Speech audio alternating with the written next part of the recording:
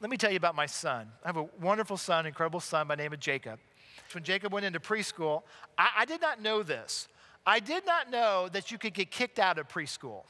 I didn't know that. But you know what? I know that now because Jacob was kicked out of 4 preschools. I thought, you have to take them, right? It's kind of like school. No, you don't have to take them. And Jacob could be the most wonderful, incredible child, the most sweet, loving child you'd ever meet. And then it'd be as if you flipped the light switch, and he could be in a rage and anger and kicking you and hitting you. It was awful. And I took him to this one daycare, dropped him off, talked to the folks. I wasn't gone 2 hours when my cell phone rang. Mr. Banfield, you need to come back right away and get, you could hear this sense of, in the voice, this anxiety. Come back right away. So I went back to this daycare, and, they have video cameras in all the rooms. And so they showed me on the monitor, and they showed me the classroom. They had all these, I don't know, he was 4 at the time or 5, had all these little kids. They're all sitting around listening to the teacher, except for Jacob.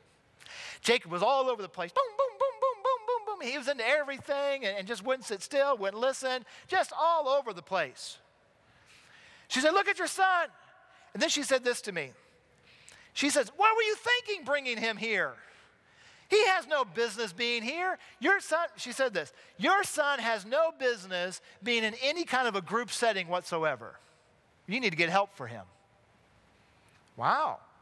Man, that's what you want to hear on a Monday morning. Start your week off. Thank you. So we went on. Put him in another preschool. That lasted a couple weeks.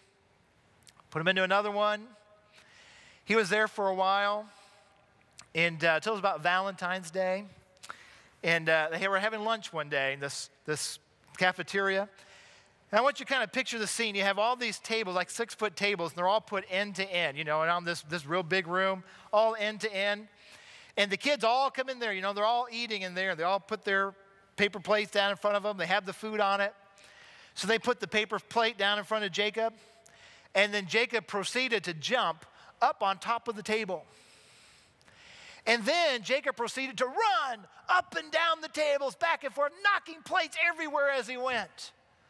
I mean, I laugh about it now. I know those teachers weren't laughing, but it must have been hilarious. Here's this little kid, and food's just flying everywhere. I imagine the other little priests were like, what's happening here? What's happening? Food flying everywhere?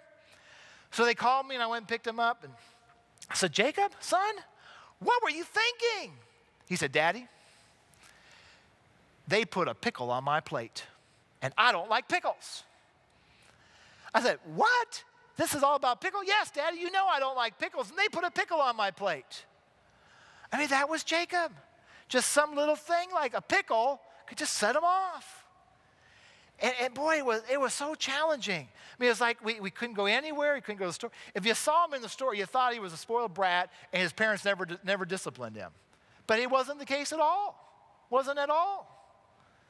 And we were just at wit's end. We just didn't know what to do. We had seen all kinds of doctors, and we've had all kinds of tests and all kinds of medicine and everything under the sun. We just didn't know what to do. And I remember one day, I was getting ready to go into work, and I was arrested with a question. As God often does in my life, he captured me with a question. And here's the question that he asked me. All these things are going on. We're feeling the stress. At one point, it got to the point where Beth and I had to take turns staying home. We were both working. We had to take home. I would stay home and work some days. My wife would try to stay home and work some days. I mean, because we had to take care of them, and there's nobody could help us, and everything was a struggle. But I remember this morning being arrested with this question. Here it is. The question was, Frank, how are diamonds formed? That was the question. How are diamonds formed? Now, it wasn't an audible voice from God, but I tell you what, that question was so strong that morning, it might as well have been an audible voice. How are diamonds formed? And then I answered to myself, well, diamonds are formed under extreme pressure over time. And friends, I realized that morning that God was turning us into diamonds.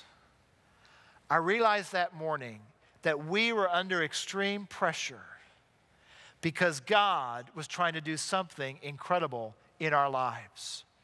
And I got to tell you, my whole outlook, my whole disposition, everything changed at that point because I began to see what was in front of me from a different vantage point. Yes, I was still praying, oh God, please, bring deliverance. God, please touch him. God, please heal him. God, please give us an answer. But I also began to praise God. I also began to thank God. Lord, you love us enough and you trust us enough to put the pressure on because you want to turn us into diamonds one day. You want to turn us into something so valuable that it just sparkles who you are. My outlook, my disposition changed. We continued to go on. Jacob went into kindergarten. We were trying different medicine combinations. Had a pretty good kindergarten year. But then this summer, things just started going south. And we knew going into first grade that we were in trouble. So we go to meet the teacher night. It's a brand new year, a brand new school year. We go meet the teacher night. And we went to the teacher before the school year started and we said, listen, we'd really like to meet with you before school starts as quickly as possible to kind of tell you about Jacob and help you understand. Oh, no worries, no worries. I've been teaching 18 years, she said, and we'll have parent-teacher conferences in 3 weeks and we'll get together then. No worry, no worry. 3 days later, 3 days after school started, Mr. and Mrs. Banfield, we need to talk. So we went in, sat down with her. She was like, I've been teaching 18 years. I've never had a child do to me what your child did to me yesterday. I was like, oh, do tell.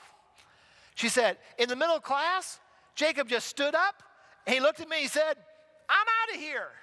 And he walked out. She said, I never had a first grader stand up and walk out of my class. So she said, I went to the door and he's walking down the hallway and I said, Jacob Banfield, you stop right there.